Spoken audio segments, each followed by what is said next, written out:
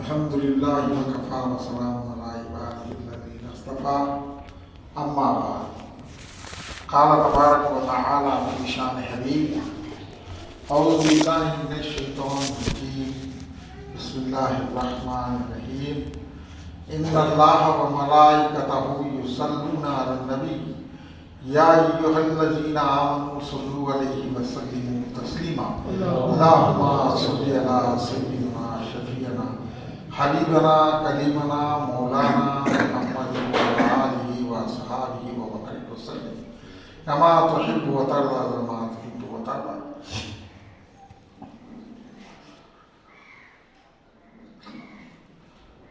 قال رسول الله صلى الله عليه وسلم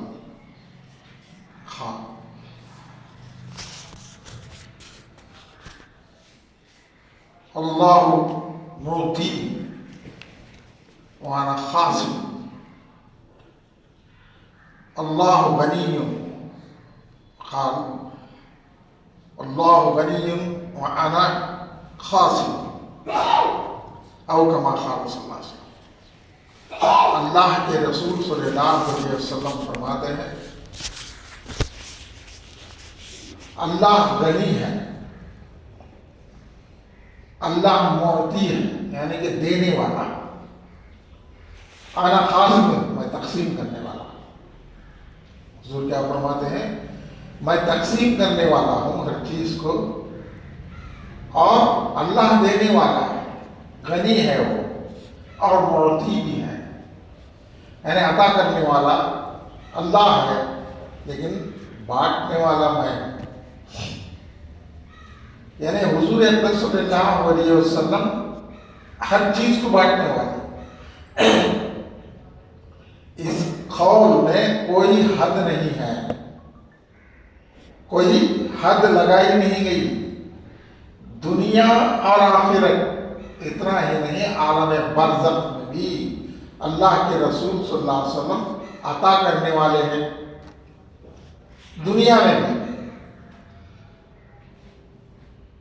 آپ صلی اللہ علیہ وسلم کے وسیلے سے اگر دعا کریں تو قبول ہوتی ہے، اس لیے کہ حضور اکرم صلی اللہ علیہ وسلم کے بعد حضرت عباس رضی اللہ تعالیٰ بڑے جلیل القدر صحابی تھے.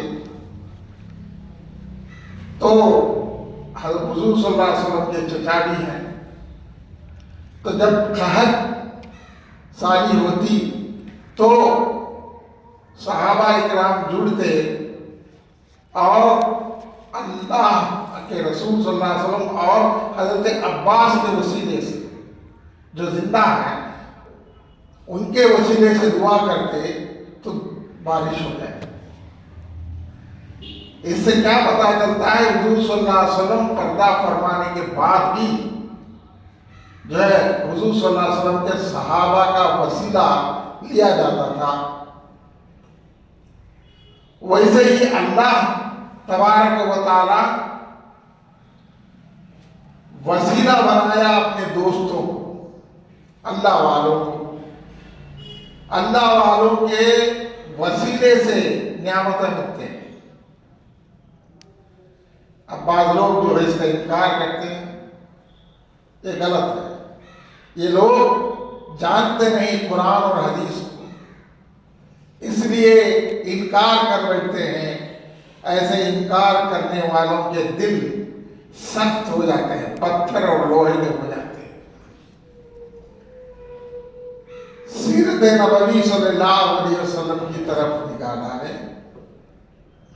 ایک مرتبہ حضور اکرم صلی اللہ علیہ وسلم حضرت ابو بکر رضی اللہ تعالیٰ عنہ، حضرت عمر رضی اللہ تعالیٰ عنہ، حضرت علی رضی اللہ تعالیٰ، تینوں کا بھی ذکر ہے. بعد میں حضرت عمر اور حضرت علی رضوان اللہ علیہ مجمعین کو حضور صلی اللہ علیہ وسلم نے ایک جبہ مبارک دیا.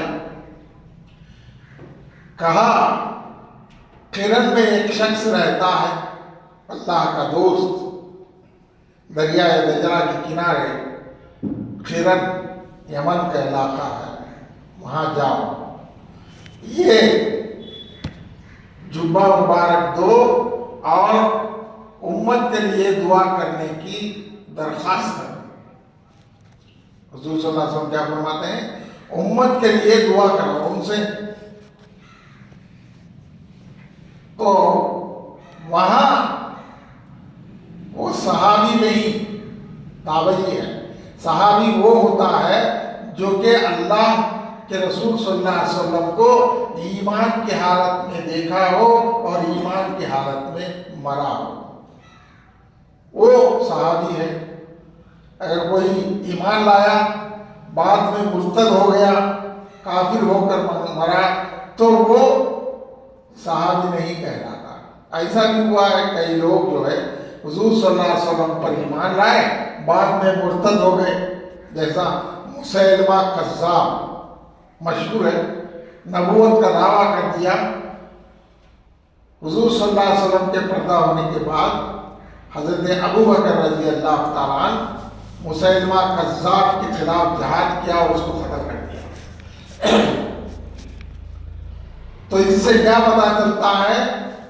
अल्लाह वालों के पास जाकर दुआ कराना ये जायज है, ये सुन्नत नबवी सल्लल्लाहु अलैहि वसल्लम सुन्नत है। जैसा हुजूर सल्लल्लाहु अलैहि वसल्लम ने अवैस करनी के पास उम्मत की दुआ के लिए भेजे। अवैस करनी ना कि वो सहाबी हैं, वो तो ताबई हैं और औलिया अल्लाह में से गिने जाते हैं। तो हुजूर सल्लल्लाहु अलैहि वसल्लम खुद सिखाया, मेरे सहाबा ही नहीं बल्कि मेरे औलिया, अल्लाह वाले दुआ करें तो अल्लाह कबूल करता है, अल्लाह कबूल करता है, वो अता करते हैं। हुजूर अक़दस सल्लल्लाहु अलैहि वसल्लम ने सब सिखाया कि अल्लाह वालों के पास जाकर दुआ कराओ तो वो कबूल हो जाएगी।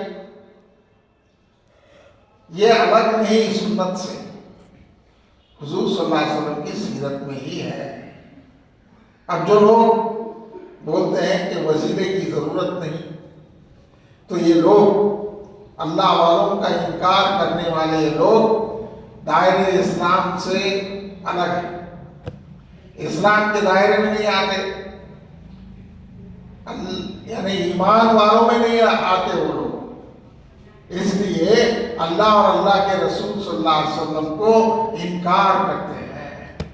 इनकार करने का मतलब है अल्लाह के रसूल सल्लल्लाहु अलैहि वसल्लम के कौल यानी बोल को, अमल को जो इनकार किया वो मुर्तद हो गया, काफिर हो गया। अल्लाह रब्बुल इज्जत खुद कुरान में ये फरमाता है, या अय्युहल्लज़ीना आमनुत्तक़ुल्लाह वब्तगू इलैहिल वसीलता वजाहिदू फी सबीलिही लअल्लकुम तुफ्लिहून। ऐ ईमान वालो, अल्लाह से डरो, तक़वा इख्तियार करो। इत्तक़ुल्लाह, अल्लाह से डरो। वब्तगू इलैहिल वसीलता, यानी कि एक वसीले को तलब करो, एक वसीले को तलब करो, एक जरिए। अल्लाह खुद बोलता है, तो वसीला जो नहीं बोलते हैं, कुरान का इनकार है, कुरान का इनकार हो गया, कुरान का इनकार करने वाला काफिर बन जाएगा। वब्तगू इलैहिल वसीलता वजाहिदू फी सबीली, अल्लाह के रास्ते में मुजाहिदा करो, अल्लाह के रास्ते में मुजाहिदा करो। लअल्लकुम तुफ्लिहून, ताकि तुम फलाह और कामयाबी हासिल कर सको। तो कामयाबी और फलाह हासिल करने के लिए शर्त क्या क्या बताया? एक तो ईमान बताया, दूसरा तक़वा यानी अल्लाह का डर, तीसरी चीज अल्लाह के रास्ते में मेहनत करना, चौथी चीज जो है फलाह, कामयाबी। तो कामयाबी हासिल करने के लिए अल्लाह जरिए बताया। पहले ईमान होने वाला, ईमान वाला शर्त है, या अय्युहल्लज़ीना आमनू, ईमान लाओ पहले वो। और फिर क्या कहा? या अय्युहल्लज़ीना आमनू इत्तक़ुल्लाह, इत्तक़ुल्लाह, اللہ سے ڈرو، اللہ سے ڈرو، تقوی اختیار کرو۔ وَابْتَغُوا إِلَيْهِ الْوَسِيلَةَ، یعنی کہ وسیلے کو طلب کرو، چاہو، مانگو، اور اس کے بعد کیا کرنا ہے؟ وَجَاهِدُوا فِي سَبِيلِهِ، وسیلہ اختیار کر کے جو ہے مجاہدہ کرو اللہ کے راستے میں، تو تم فلاح پاؤ گے، کامیابی پاؤ گے۔ یہ کس کا حکم ہے؟ یہ تو اللہ کا حکم ہے، یہ تو اللہ کا حکم ہے، قرآن کی آیت ہے۔ اگر کوئی اس کے خلاف انکار کر دے کہ وسیلہ کچھ بھی نہیں، تو وہ کیا ہوگا؟ کافر ہو جائے گا۔ یہ قرآن کے آیت کا انکار ہوگا، قرآن کی آیت کا انکار کفر ہے، دائرے اسلام سے باہر چلے گیا۔ تو وسیلہ ضروری ہے، اور آج کے دور میں وسیلے کی کئی چیز ہیں۔ حدیثوں میں آیا ہے کہ اپنے اعمال صالحہ کا وسیلہ لو، قرآن کا وسیلہ لو، اللہ کے رسول صلی اللہ علیہ وسلم کا وسیلہ لو، اور اللہ والوں کا وسیلہ لو، تمہارے ماں باپ کا وسیلہ لو۔ اتنے قسم کے وسیلے کے طریقے ہیں۔ وسیلے کا ہی انکار کر دیا تو وہ اللہ کی رحمت کو انکار کر دیا۔ اللہ کی رحمت ان کی وجہ سے آتی ہے، ان کی وجہ سے آتی ہے۔ تو جب وسیلے کا انکار ہی ہے تو جنت میں کیسے جائے گا؟ اب جو میں آیت قرآن کی آیت پڑھا، اس سے پہلے حدیثیں پڑھے۔ اللہ یوتی، اللہ کیا ہے؟ یوتی، عطا کرنے والا ہے، وانا خاص، میں تقسیم کرنے والا ہوں۔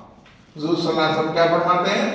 میں تقسیم کرنے والا، تو اللہ دیتا ہے مجھے اور میں تقسیم کرتا ہوں۔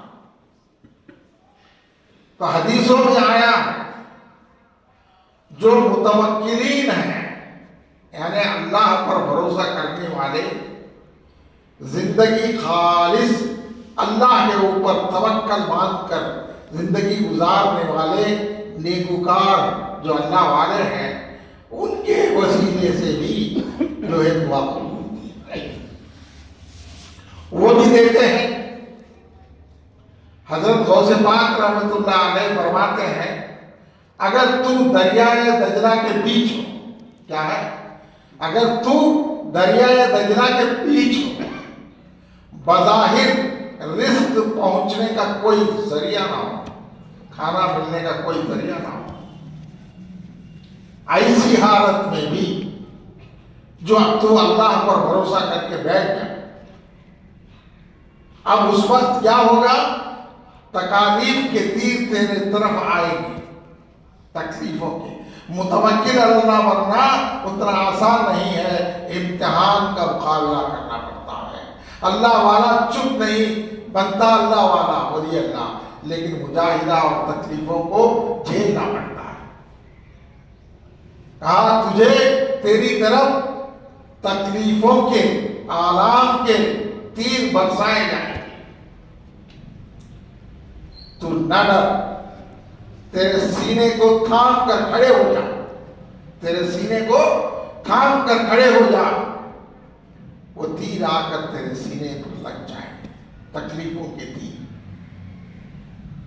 جب بھی تیرا توکل تذبذ نہ ہو، ایسی حالت میں تیرا حکیم یعنی تیرا مولا آئے گا، زخموں کو اپنے ہاتھ سے صاف کرے گا، اپنے دست قدرت سے دوا لگائے گا، مرہم پٹی کرے گا، اور تجھے اٹھائے گا اور تجھے اپنے دست قدرت سے کھلائے گا جو کھلانا چاہتا ہے، تجھے اپنے دست قدرت سے پلائے گا، تجھے اپنے دست قدرت سے تھپک تھپک کر کروٹیں دے کر سلائے گا، اور جب جگائے گا، اٹھائے گا تو تکوین کے خزانوں کی کنجیاں تیرے حوالے دے گا، خلافت کا تاج تیرے سر پہ رکھے گا اور حکم دے گا جا آج سے یہ خزانے کا مالک تو بن گیا، جسے چاہے اسے تقسیم کر دے، جسے چاہے اسے تقسیم کر دے۔ اللہ والوں کے خدمت میں جا کر کبھی کوئی خالی ہاتھ واپس نہیں آ سکتا، البتہ عقیدے کے ساتھ جائے، تزود نہ ہو عقیدہ تو کوئی خالی ہاتھ نہیں آئے گا۔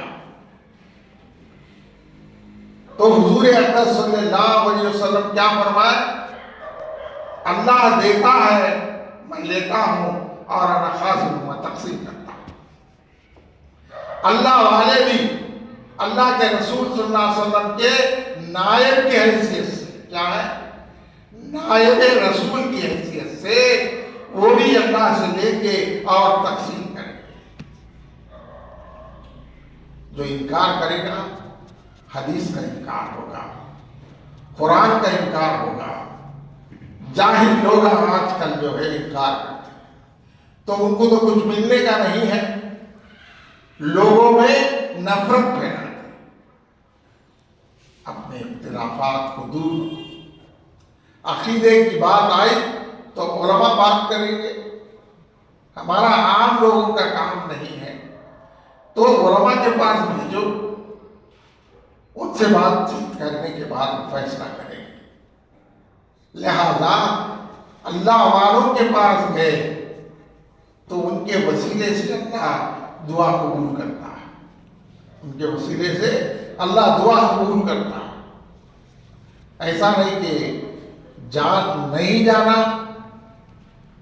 ہر ایک کو جانا ہے، اللہ والوں کی زیارت کرنا ہے اور ان کے وسیلے سے دعا کرنا ہے۔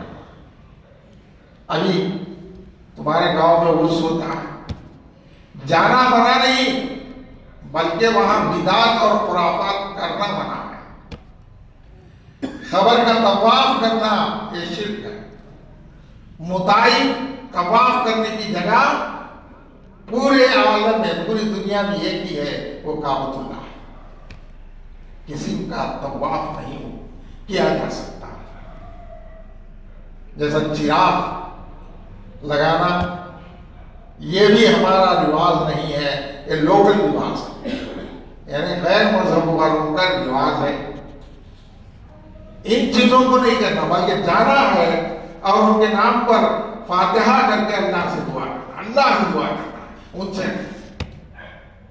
ورنہ شرک ہو جائے گا۔ تو وہاں جا سکتے، جانا ضروری ہے، سنت ہے، اس لیے کہ حضور صلی اللہ علیہ وسلم اپنی والدہ کے قبر کے پاس جاتے تھے، دعا کرتے تھے زیارت کے لیے، حضرت حمزہ کے مزار کے پاس جاتے تھے، دعا کرتے تھے، جنت البقیع میں جا کر دعا کرتے تھے۔ تو یہ سنت ہے، جانا ہے، ان کے لیے بھی دعا کرنا، ہمارے لیے بھی دعا کرنا۔ جو صریحتاً جانے سے انکار کرتا ہے وہ حدیثوں کا انکار کرتا ہے، سنت کا انکار کرتا ہے۔ ایسے لوگ جو ہے اللہ کے پاس پکڑے جائیں، غلطیاں ہوتے ہیں ان کو روکنے کی کوشش کرنا ہے، اثر نو اس کو انکار نہیں کرنا۔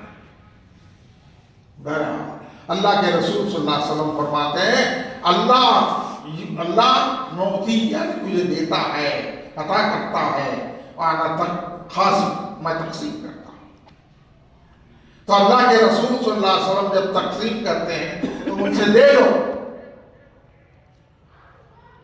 حیات میں آپ صلی اللہ علیہ وسلم کا جو تقسیم کرنے کا جوش جذبہ تھا غزوہ حنین میں ہم کو ملتا ہے، بہت مال غنیمت تھا، ہزاروں کی تعداد میں اونٹ، ہزاروں کی تعداد میں بیل بکریاں، لونڈیاں۔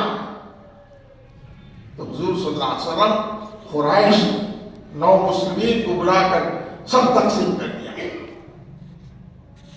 مدینہ منورہ جب ہجرت کر کے گئے وہاں کے انصار کیا ہے، وہاں کے انصار حضور صلی اللہ علیہ وسلم پر ایمان لائے اور ساتھ دیا، ہر چیز کے لیے تیار ہو گئے، جنگ کے لیے بھی، ہر چیز کے لیے، خدمت کے لیے۔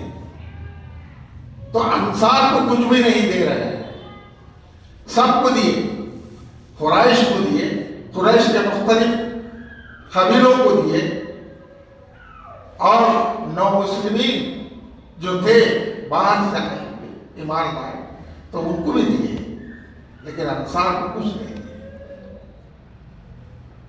تو دو نوجوان اٹھے انصار میں سے، یا رسول اللہ صلی اللہ علیہ وسلم، آپ پر ہمارا احسان بہت ہے، آپ جب آئے مکے سے بھگائے تو ہم پناہ دیے، ہم پناہ دیے، آپ کی دیکھ بھال کی، کھانے پینے کا انتظام کیا، بہرحال وہ اپنے احسانوں کو گنانا شروع کر دیے۔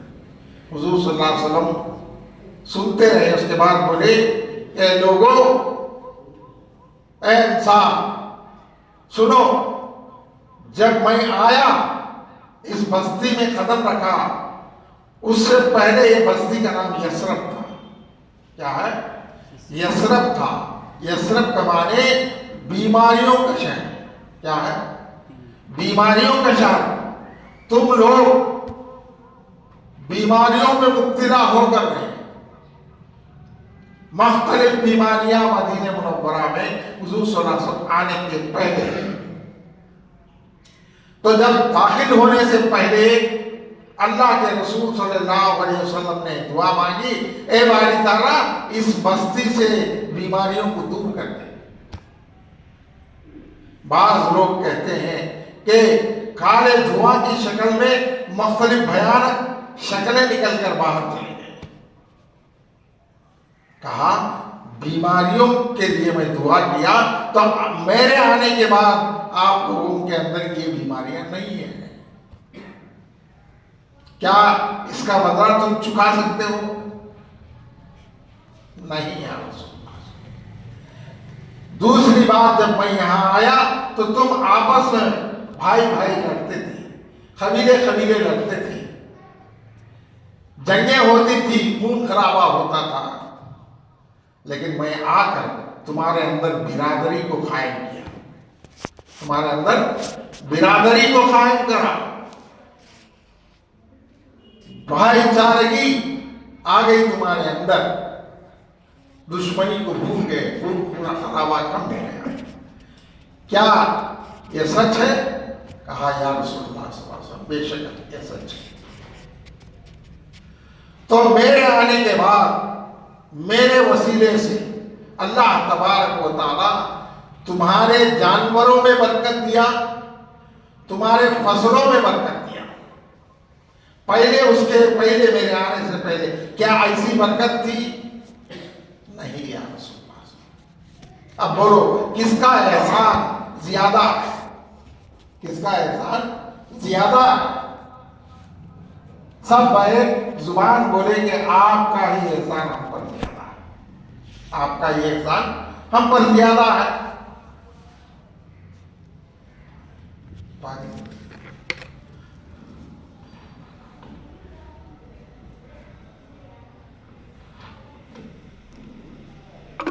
سب سے بڑا احسان یہ ہے،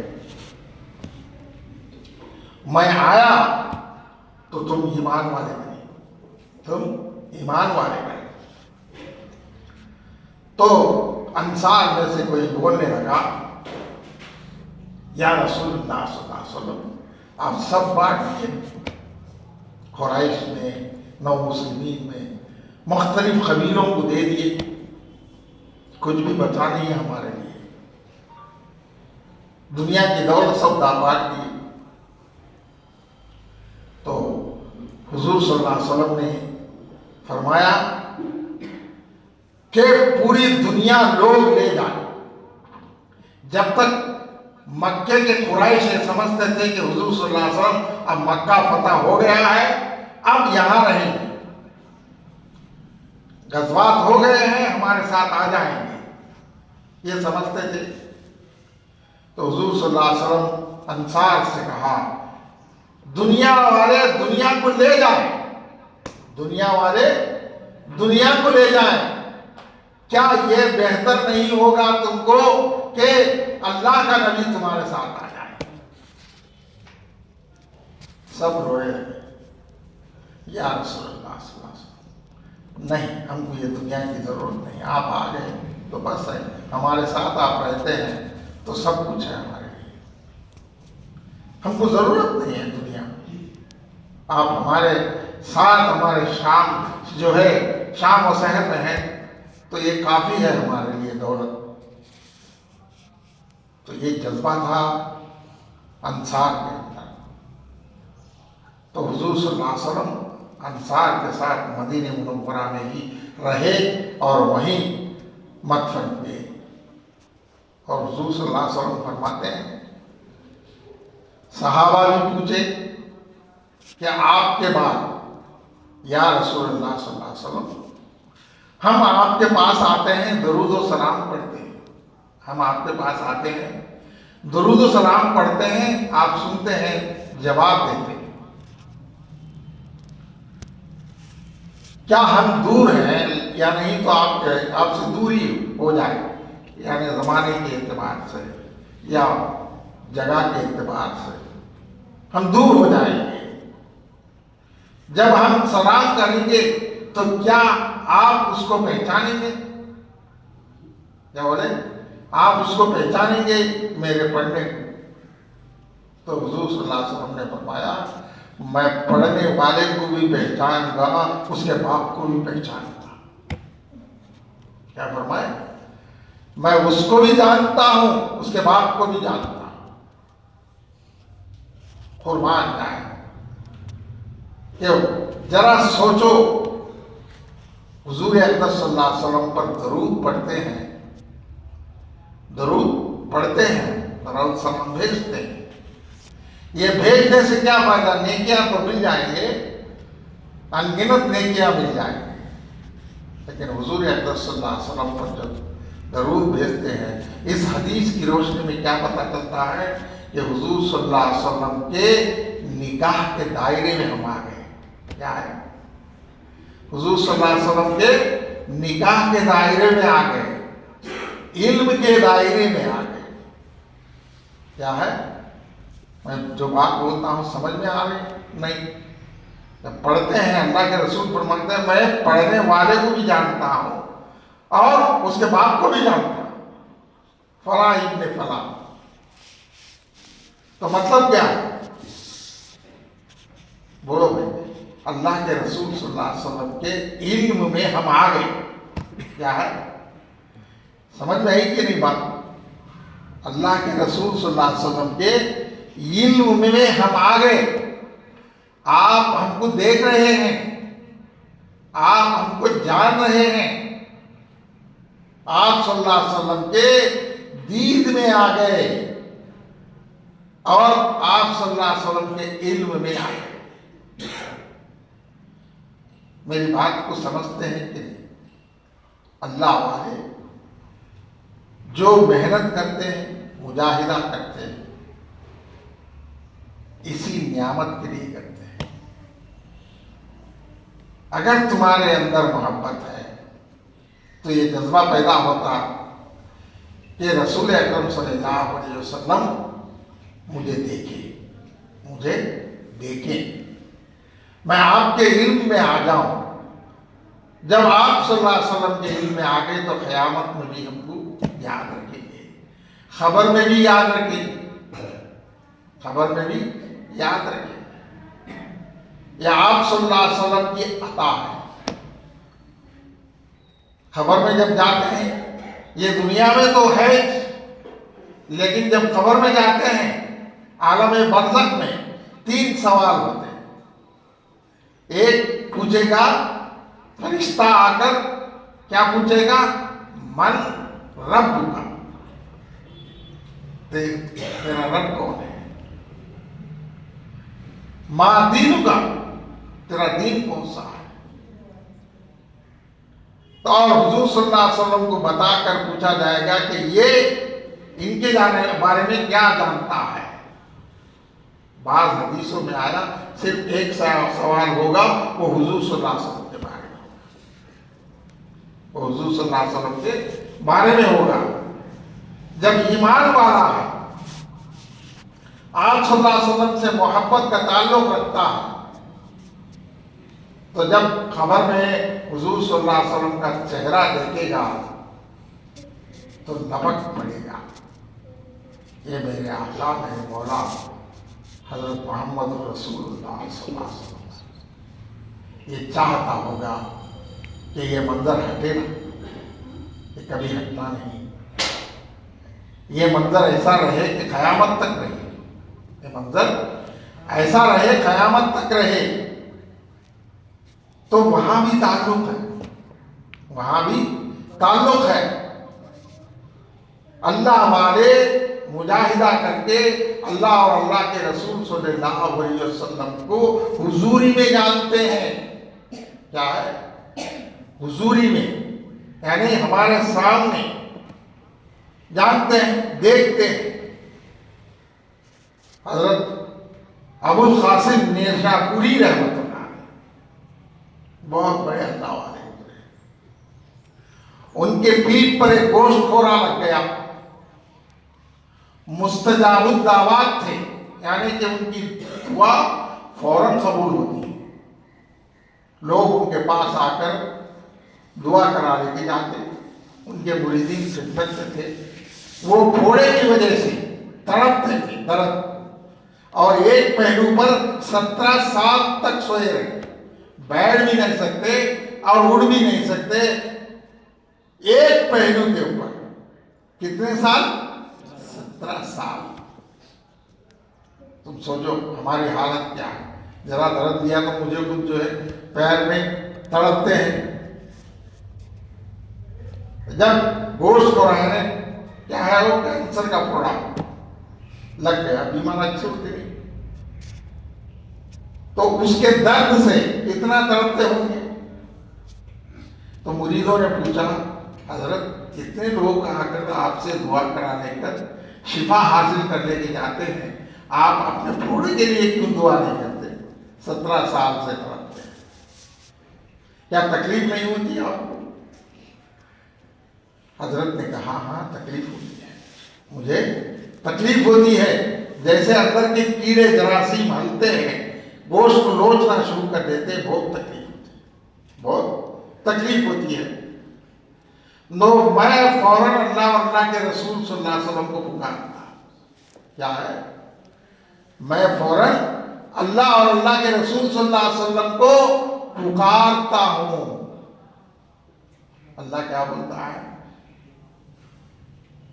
انا جلیس من ذکر، جو مجھے میرا ذکر کیا، مجھے یاد کیا، میں اس کے ساتھ ہو جاتا ہوں۔